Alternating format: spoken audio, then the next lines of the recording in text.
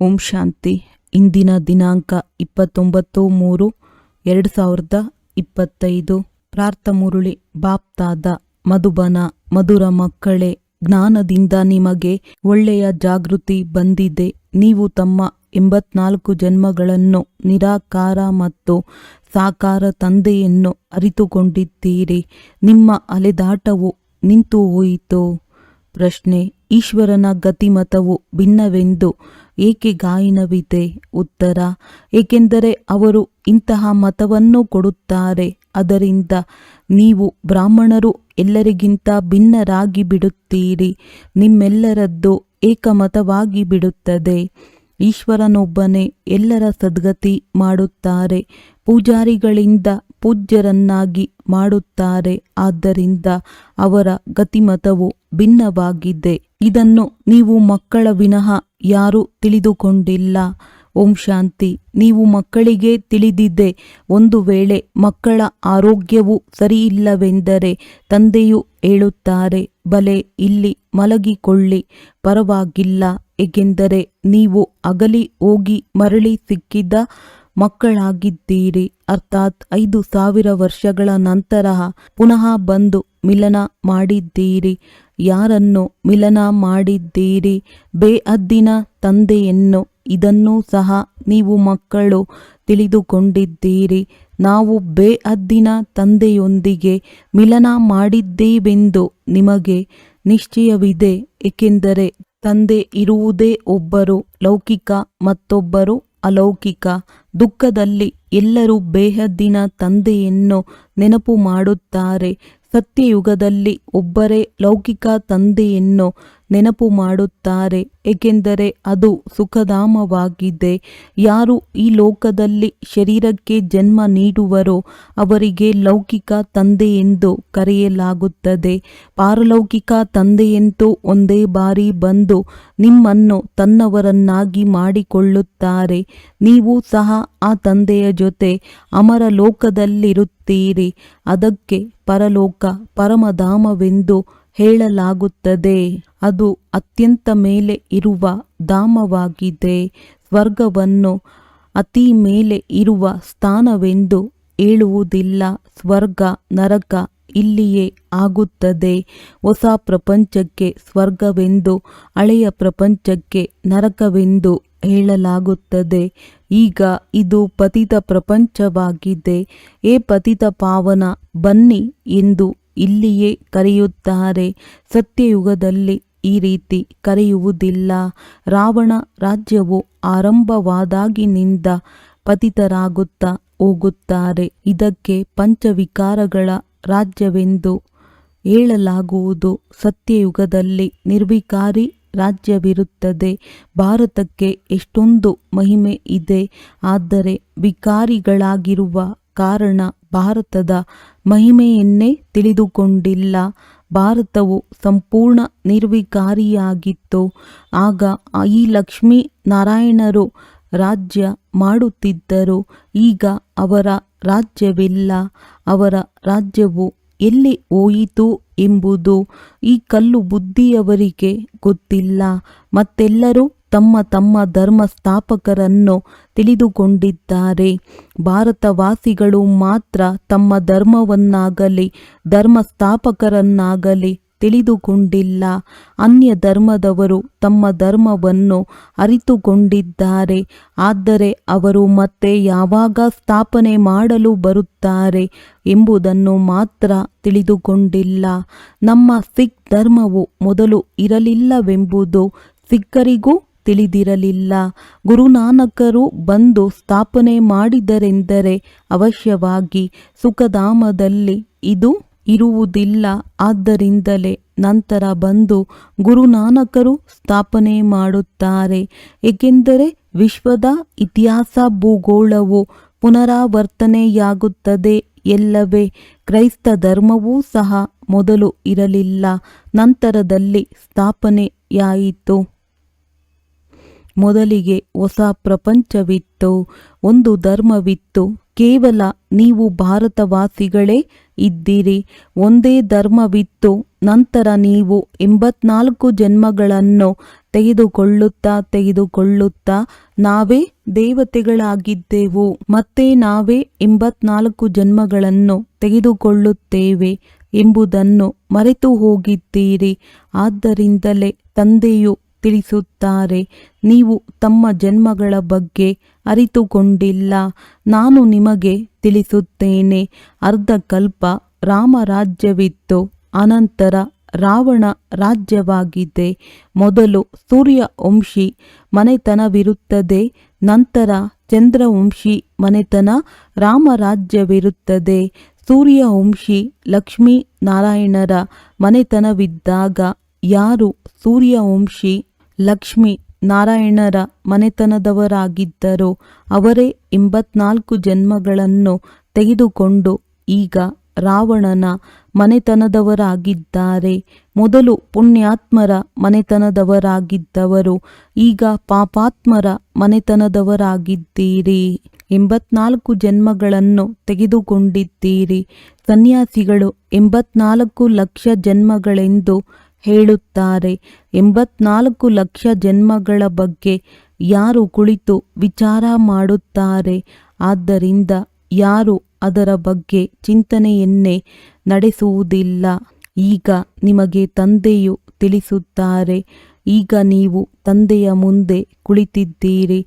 ನಿರಾಕಾರ ತಂದೆ ಮತ್ತು ಸಾಕಾರ ತಂದೆ ಇಬ್ಬರು ಭಾರತದಲ್ಲಿ ಹೆಸರುವಾಸಿಯಾಗಿದ್ದಾರೆ, ಗಾಯನ ಮಾಡುತ್ತಾರೆ. ಆದರೆ ತಂದೆಯನ್ನು ತಿಳಿದುಕೊಂಡಿಲ್ಲ. ಅಜ್ಞಾನದ ನಿದ್ರೆಯಲ್ಲಿ ಮಲಗಿದ್ದಾರೆ. ಜ್ಞಾನದಿಂದ ಜಾಗೃತಿ ಬರುತ್ತದೆ. ಬೆಳಕಿನಲ್ಲಿ ಮನುಷ್ಯರು ಎಂದೂ ಹುಡುಕಾಡುವುದಿಲ್ಲ.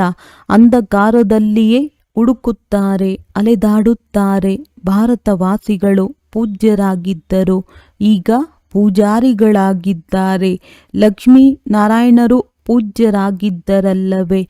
ಇವರು ಯಾರ ಪೂಜೆ ಮಾಡುತ್ತಾರೆ? ತಮ್ಮ ಚಿತ್ರವನ್ನು ಮಾಡಿ ತಮ್ಮ ಪೂಜೆಯನ್ನಂತೂ ಮಾಡಿಕೊಳ್ಳುವುದಿಲ್ಲ. ಇದು ಸಾಧ್ಯವೂ ಇಲ್ಲ. ನೀವು ಮಕ್ಕಳು ತಿಳಿದುಕೊಂಡಿದ್ದೀರಿ, ನಾವೇ ಪೂಜ್ಯ, ನಾವೇ ಹೇಗೆ ಪೂಜಾರಿಗಳಾಗುತ್ತೇವೆ? ಈ ಮಾತುಗಳನ್ನು ಮತ್ಯಾರೂ ತಿಳಿದುಕೊಳ್ಳಲು ಸಾಧ್ಯವಿಲ್ಲ. ತಂದೆಯೇ ತಿಳಿಸಿಕೊಡುತ್ತಾರೆ. ಆದ್ದರಿಂದಲೇ ಈಶ್ವರನ ಗತಿ ಮತವು ಭಿನ್ನವಾಗಿದೆ ಎಂದು ಹೇಳಲಾಗಿದೆ. ನೀವು ಮಕ್ಕಳಿಗೆ ತಿಳಿದಿದೆ, ತಂದೆಯು ಇಡೀ ಪ್ರಪಂಚಕ್ಕಿಂತ ನಮ್ಮ ಗತಿ ಮತವನ್ನು ಭಿನ್ನ ಮಾಡಿಬಿಟ್ಟಿದ್ದಾರೆ. ಇಡೀ ಪ್ರಪಂಚದಲ್ಲಿ ಅನೇಕ ಮತಾಂತರಗಳಿವೆ. ಇಲ್ಲಿ ನೀವು ಬ್ರಾಹ್ಮಣರದ್ದು ಒಂದೇ ಮತವಾಗಿದೆ. ಈಶ್ವರನ ಗತಿ ಮತ್ತು ಮತ. ಗತಿ ಎಂದರೆ ಸದ್ಗತಿ. ಸದ್ಗತಿದಾತನು ಒಬ್ಬರೇ ತಂದೆಯಾಗಿದ್ದಾರೆ. ಸರ್ವರ ಸದ್ಗತಿದಾತ ರಾಮನೆಂದು ಆಡುತ್ತಾರೆ. ಆದರೆ ಯಾರಿಗೆ ರಾಮನೆಂದು ಹೇಳಲಾಗುತ್ತದೆ ಎಂಬುದನ್ನು ತಿಳಿದುಕೊಂಡಿಲ್ಲ. ಎಲ್ಲಿ ನೋಡಿದರಲ್ಲಿ ರಾಮನೇ ರಾಮನು ಎಂದು ಹೇಳುತ್ತಾರೆ. ಇದಕ್ಕೆ ಅಜ್ಞಾನ ಅಂಧಕಾರವೆಂದು ಕರೆಯಲಾಗುತ್ತದೆ. ಅಂಧಕಾರದಲ್ಲಿ ದುಃಖವಿದೆ, ಪ್ರಕಾಶತೆಯಲ್ಲಿ ಸುಖವಿದೆ. ಅಂಧಕಾರದಲ್ಲಿಯೇ ಕರೆಯುತ್ತಾರಲ್ಲವೇ? ಭಕ್ತಿ ಮಾಡುವುದು ಎಂದರೆ ತಂದೆಯನ್ನು ಕರೆಯುವುದು. ಭಿಕ್ಷೆಯನ್ನು ಬೇಡುತ್ತಾರಲ್ಲವೇ? ದೇವತೆಗಳ ಮಂದಿರದಲ್ಲಿ ಹೋಗಿ ಭಿಕ್ಷೆಯನ್ನು ಬೇಡುವುದಾಯಿತಲ್ಲವೇ? ಸತ್ಯಯುಗದಲ್ಲಿ ಈ ರೀತಿ ಭಿಕ್ಷೆ ಬೇಡುವ ಅವಶ್ಯಕತೆ ಇಲ್ಲ. ಭಿಕಾರಿಗಳಿಗೆ ಬಡವರೆಂದು ಹೇಳಲಾಗುತ್ತದೆ. ಸತ್ಯಯುಗದಲ್ಲಿ ನೀವು ಎಷ್ಟೊಂದು ಸಾಹುಕಾರರಾಗಿದ್ದೀರಿ. ಅದಕ್ಕೆ ಸಾಹುಕಾರ ಭಾರತವೆಂದು ಹೇಳಲಾಗುತ್ತದೆ. ಈಗಿನ ಭಾರತವು ಬಡ ದೇಶವಾಗಿದೆ. ಇದು ಸಹ ಯಾರಿಗೂ ತಿಳಿದಿಲ್ಲ. ಕಲ್ಪದ ಆಯಸ್ಸನ್ನು ಉಲ್ಟಾ ಸುಲ್ಟಾ ಬರೆದಿರುವುದರಿಂದ ಮನುಷ್ಯರ ತಲೆಯೇ ಕೆಟ್ಟು ಹೋಗಿದೆ. ತಂದೆಯು ಬಹಳ ಪ್ರೀತಿಯಿಂದ ತಿಳಿಸಿಕೊಡುತ್ತಾರೆ. ಕಲ್ಪದ ಮೊದಲೂ ಸಹ ಮಕ್ಕಳಿಗೆ ತಿಳಿಸಿಕೊಟ್ಟಿದ್ದೇನೆ.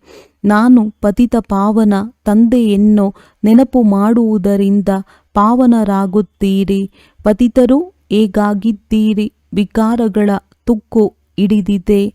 ಎಲ್ಲ ಮನುಷ್ಯರಲ್ಲಿಯೂ ತುಕ್ಕು ಹಿಡಿದಿದೆ. ಈಗ ಅದು ಬಿಟ್ಟು ಹೋಗುವುದು ಹೇಗೆ? ಅದಕ್ಕಾಗಿ ನನ್ನನ್ನು ನೆನಪು ಮಾಡಿ ದೇಹದ ಅಭಿಮಾನವನ್ನು ಬಿಟ್ಟು ದೇಹಿ ಅಭಿಮಾನಿಯಾಗಿ ತನ್ನನ್ನು ಆತ್ಮವೆಂದು ತಿಳಿಯಿರಿ.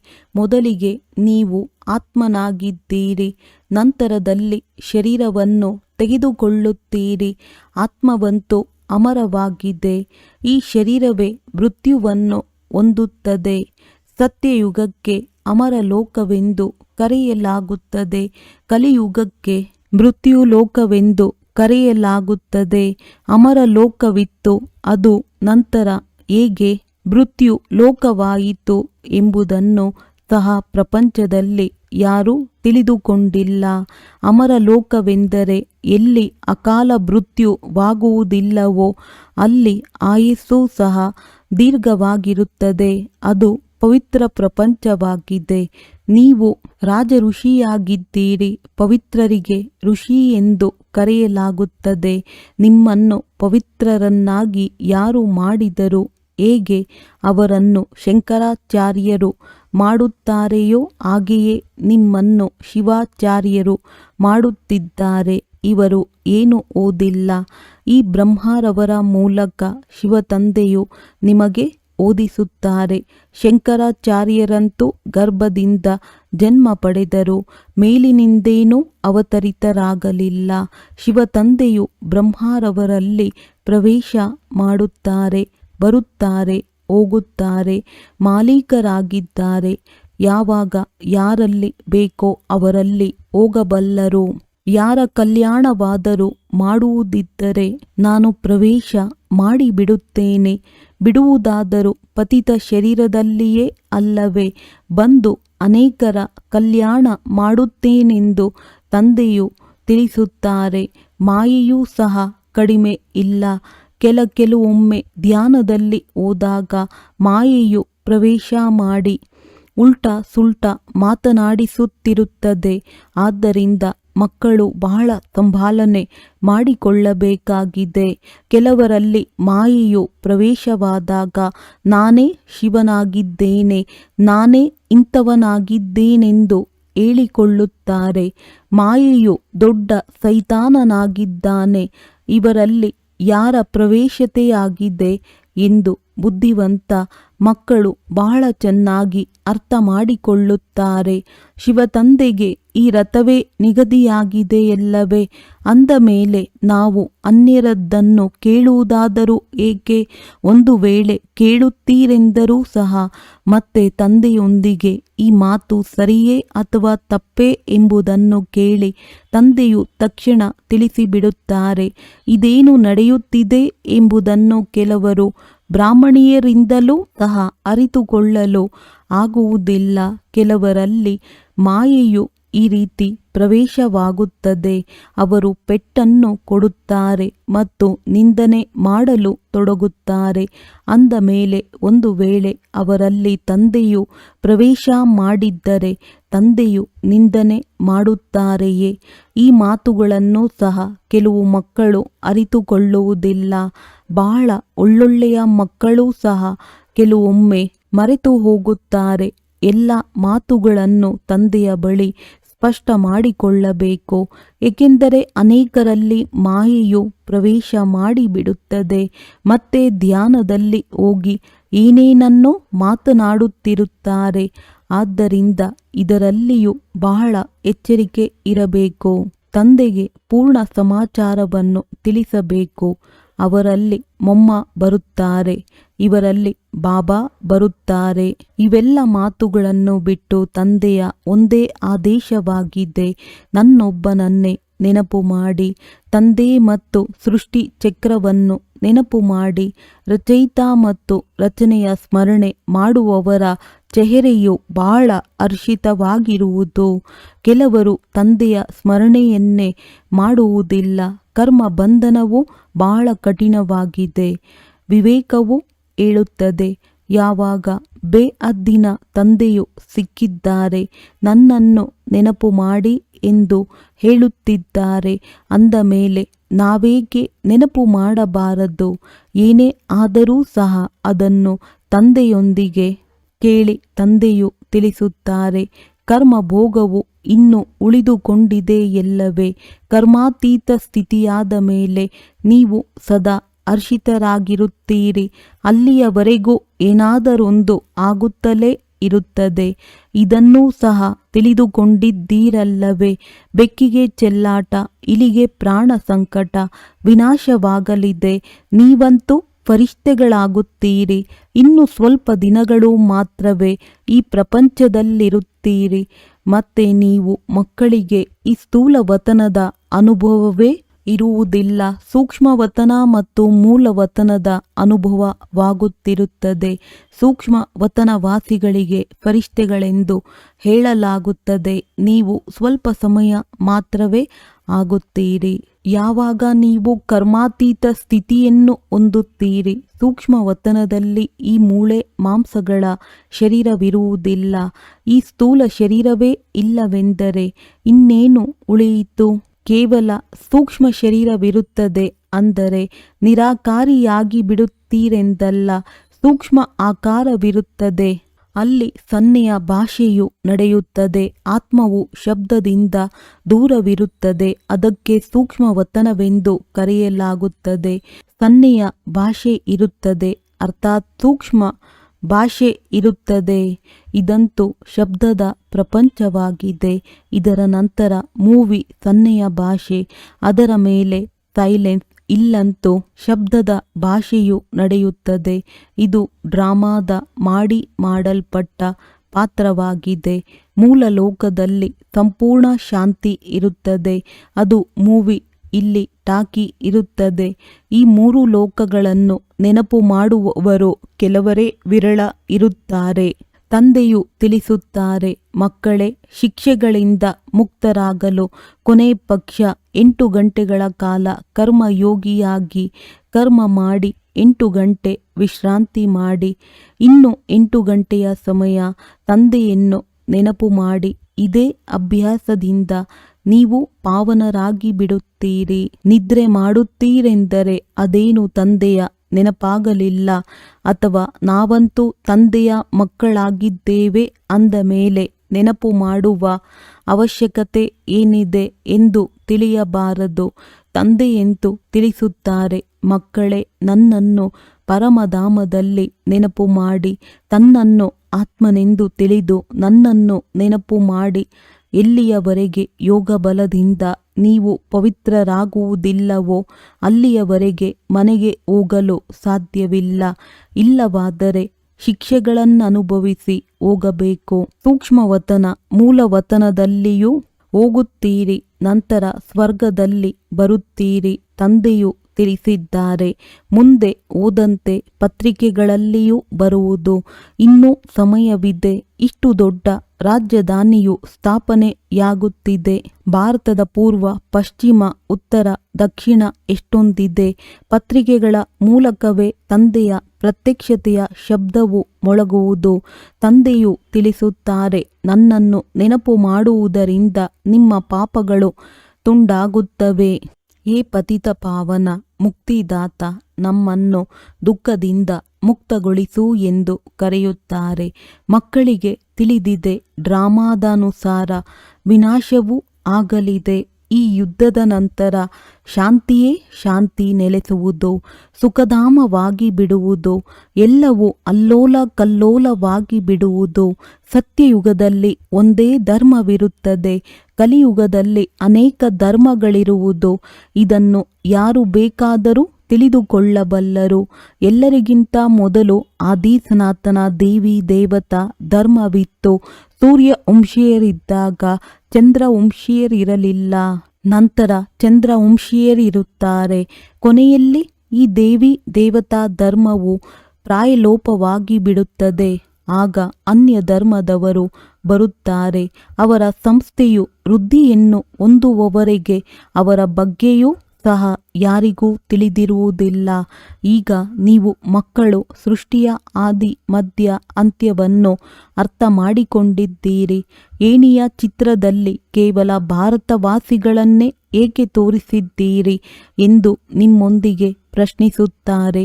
ಆಗ ತಿಳಿಸಿ, ಇದು ಭಾರತದ ಮೇಲಿನ ಆಟವಾಗಿದೆ. ಅರ್ಧಕಲ್ಪ ಅವರ ಪಾತ್ರವಿರುತ್ತದೆ. ನಂತರ ದ್ವಾಪರ ಕಲಿಯುಗದಲ್ಲಿ ಅನ್ಯ ಎಲ್ಲ ಧರ್ಮದವರು ಬರುತ್ತಾರೆ. ಗೋಲಾದ ಚಿತ್ರದಲ್ಲಿ ಇದರ ಸಂಪೂರ್ಣ ಜ್ಞಾನವಿದೆ. ಗೋಲಾವು ಬಹಳ ಸುಂದರವಾದ ಚಿತ್ರವಾಗಿದೆ.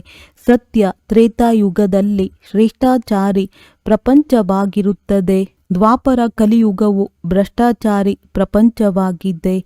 ಈಗ ನೀವು ಸಂಗಮದಲ್ಲಿದ್ದೀರಿ. ಇವು ಜ್ಞಾನದ ಮಾತುಗಳಾಗಿವೆ. ಈ 4 ಯುಗಗಳ ಚಕ್ರವು ಹೇಗೆ ಸುತ್ತುತ್ತದೆ ಎಂಬುದು ಯಾರಿಗೂ ತಿಳಿದಿಲ್ಲ. ಸತ್ಯಯುಗದಲ್ಲಿ ಈ ಲಕ್ಷ್ಮೀನಾರಾಯಣರ ರಾಜ್ಯವಿರುತ್ತದೆ. ಇವರಿಗೂ ಸಹ ಸತ್ಯಯುಗದ ನಂತರ ತ್ರೇತಾಯುಗವು ಬರುತ್ತದೆ. ತ್ರೇತಾದ ನಂತರ ದ್ವಾಪರ ಕಲಿಯುಗವು ಬರಲಿದೆ ಎಂಬುದು ತಿಳಿದಿರುವುದಿಲ್ಲ. ಇಲ್ಲಿಯೂ ಸಹ ಮನುಷ್ಯರಿಗೆ ಏನೂ ತಿಳಿದಿಲ್ಲ. ಬಲೆ ಹೇಳುತ್ತಾರೆ, ಆದರೆ ಚಕ್ರವು ಹೇಗೆ ಸುತ್ತುತ್ತದೆ ಎಂಬುದನ್ನು ಯಾರೂ ಅರಿತುಕೊಂಡಿರುವುದಿಲ್ಲ. ಆದ್ದರಿಂದಲೇ ತಂದೆಯು ತಿಳಿಸಿದ್ದಾರೆ, ಗೀತೆಯ ಮೇಲೆ ಒತ್ತು ಕೊಟ್ಟು ಹೇಳಿ. ಸತ್ಯವಾದ ಗೀತೆಯನ್ನು ಕೇಳುವುದರಿಂದ ಸ್ವರ್ಗವಾಸಿಗಳಾಗುತ್ತಾರೆ. ಇಲ್ಲಿ ಸ್ವಯಂ ಶಿವತಂದೆ ತಿಳಿಸುತ್ತಾರೆ. ಅಲ್ಲಿ ಮನುಷ್ಯರು ಓದುತ್ತಾರೆ. ಗೀತೆಯನ್ನೂ ಸಹ ಎಲ್ಲರಿಗಿಂತ ಮೊದಲು ನೀವೇ ಓದುತ್ತೀರಿ. ಭಕ್ತಿಯಲ್ಲಿಯೂ ಮೊಟ್ಟ ಮೊದಲಿಗೆ ನೀವೇ ಹೋಗುತ್ತೀರಲ್ಲವೇ? ಶಿವನ ಪೂಜಾರಿಗಳು ಮೊದಲಿಗೆ ನೀವೇ ಆಗುತ್ತೀರಿ. ನೀವೇ ಮೊಟ್ಟ ಮೊದಲು ಅವ್ಯಭಿಚಾರಿ ಒಬ್ಬ ಶಿವತಂದೆಯ ಪೂಜೆ ಮಾಡುತ್ತೀರಿ. ಸೋಮನಾಥ ಮಂದಿರವನ್ನು ಕಟ್ಟಿಸಲು ಮತ್ಯಾರಿಗೆ ಶಕ್ತಿಯಿದೆ?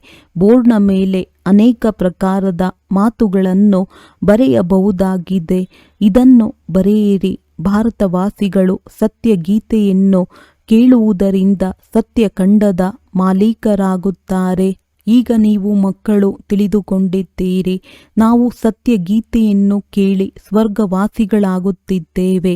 ನೀವು ಮಕ್ಕಳು ತಿಳಿಸುವ ಸಮಯದಲ್ಲಿ ಹೌದು ಹೌದು ಇದು ಸರಿಯಾಗಿದೆ ಎಂದು ಹೇಳುತ್ತಾರೆ. ಹೊರಗೆ ಹೋದ ನಂತರ ಸಮಾಪ್ತಿಯಾಗುತ್ತದೆ. ಅಲ್ಲಿಯದು ಅಲ್ಲಿಯೇ ಉಳಿಯಿತು. ಒಳ್ಳೆಯದು. ಮಧುರಾತಿ ಮಧುರ ಅಗಲಿ ಹೋಗಿ ಮರಳಿ ಸಿಕ್ಕಿರುವಂತಹ ಮಕ್ಕಳಿಗೆ ಪ್ರೀತಿಯ ಮಾತ್ಪಿತಾ ಬಾಪ್ ತಾದಾರವರ ನೆನಪು, ಪ್ರೀತಿ ಹಾಗೂ ನಮಸ್ತೆ. ಆತ್ಮೀಯ ಮಕ್ಕಳಿಗೆ ಆತ್ಮೀಯ ತಂದೆಯ ನಮಸ್ತೆ. ಧಾರಣೆಗಾಗಿ ಮುಖ್ಯ ಸಾರ. ರಚಯಿತ ಮತ್ತು ರಚನೆಯ ಜ್ಞಾನವನ್ನು ಸ್ಮರಣೆ ಮಾಡಿ ಸದಾ ಹರ್ಷಿತರಾಗಿರಬೇಕಾಗಿದೆ. ನೆನಪಿನ ಯಾತ್ರೆಯಿಂದ ತಮ್ಮ ಹಳೆಯ ಎಲ್ಲ ಕರ್ಮ ಬಂಧನಗಳನ್ನು ಕತ್ತರಿಸಿ ಕರ್ಮಾತೀತ ಸ್ಥಿತಿಯನ್ನು ಮಾಡಿಕೊಳ್ಳಬೇಕಾಗಿದೆ. ಧ್ಯಾನದಲ್ಲಿ ಮಾಯೆಯ ಪ್ರವೇಶತೆಯು ಬಹಳ ಆಗುತ್ತದೆ. ಆದ್ದರಿಂದ ಸಂಭಾಲನೆ ಮಾಡಬೇಕಾಗಿದೆ. ತಂದೆಗೆ ಸಮಾಚಾರವನ್ನು ತಿಳಿಸಿ ತಂದೆಯಿಂದ ಸಲಹೆಯನ್ನು ಪಡೆಯಬೇಕಾಗಿದೆ. ಯಾವುದೇ ತಪ್ಪು ಮಾಡಬಾರದಾಗಿದೆ. ವರದಾನ: ತಮ್ಮ ಶುಭ ಭಾವನೆಯ ಮುಖಾಂತರ ನಿರ್ಬಲ ಆತ್ಮಗಳಲ್ಲಿ ಬಲ ತುಂಬುವಂತಹ ಸದಾ ಶಕ್ತಿ ಸ್ವರೂಪ ಭವ. ಸೇವಾದಾರಿ ಮಕ್ಕಳ ವಿಶೇಷ ಸೇವೆಯಾಗಿದೆ ಸ್ವಯಂ ಶಕ್ತಿ ಸ್ವರೂಪರಾಗಿರುವುದು ಮತ್ತು ಸರ್ವರನ್ನು ಶಕ್ತಿ ಸ್ವರೂಪರನ್ನಾಗಿ ಮಾಡುವುದು. ಅರ್ಥಾತ್ ನಿರ್ಬಲ ಆತ್ಮರಲ್ಲಿ ಬಲ ತುಂಬುವುದು. ಇದಕ್ಕಾಗಿ ಸದಾ ಶುಭ ಭಾವನೆ ಮತ್ತು ಶ್ರೇಷ್ಠ ಕಾಮನ ಸ್ವರೂಪರಾಗಿ. ಶುಭ ಭಾವನೆಯ ಅರ್ಥ ಈಗಲ್ಲ. ಯಾರಲ್ಲಿಯಾದರೂ ಭಾವನೆ ಇಡುತ್ತಾ ಅವರ ಭಾವುಕತೆಯಲ್ಲಿ ಬರುವಂತಹ ತಪ್ಪನ್ನು ಎಂದೂ ಮಾಡಬೇಡಿ. ಶುಭ ಭಾವನೆ ಸಹ ಬೇಹದ್ದಿನದ್ದಾಗಿರಬೇಕು. ಒಬ್ಬರ ಪ್ರತಿ ವಿಶೇಷ ಭಾವನೆಯೂ ಸಹ ನಷ್ಟ ಉಂಟು ಮಾಡುತ್ತದೆ.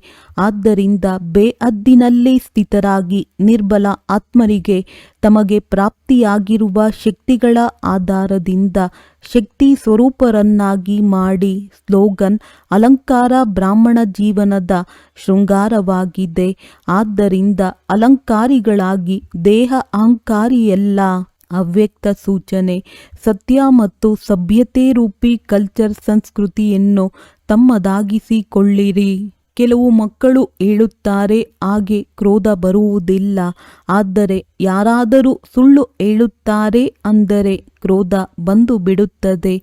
ಅವರು ಸುಳ್ಳು ಹೇಳಿದರು ಹಾಗೂ ತಾವು ಕ್ರೋಧದಿಂದ ಹೇಳಿದ್ದೀರಿ ಅಂದ ಮೇಲೆ ಇದರಲ್ಲಿ ಯಾರು ಸರಿ? ಕೆಲವರು ಚತುರತೆಯಿಂದ ಹೇಳುತ್ತಾರೆ, ನಾವು ಕ್ರೋಧ ಮಾಡುವುದಿಲ್ಲ, ನಮ್ಮ ಧ್ವನಿ ಜೋರಾಗಿದೆ, ನಾವು ಮಾತನಾಡುವುದೇ ಈ ರೀತಿ ಆಗಿದೆ. ಆದರೆ ಹೇಗೆ ವಿಜ್ಞಾನದ ಸಾಧನೆಗಳಿಂದ ಧ್ವನಿಯನ್ನು ಕಡಿಮೆ ಅಥವಾ ಜಾಸ್ತಿ ಮಾಡಬಹುದು ಅಂದ ಮೇಲೆ ಸೈಲೆನ್ಸ್ನ ಶಕ್ತಿಯಿಂದ ತಮ್ಮ ಧ್ವನಿಯ ಗತಿಯನ್ನು ಕಡಿಮೆ ಅಥವಾ ಜಾಸ್ತಿ ಮಾಡಲು ಸಾಧ್ಯವಿಲ್ಲವೇ? ಒಳ್ಳೆಯದು. ಓಂ ಶಾಂತಿ.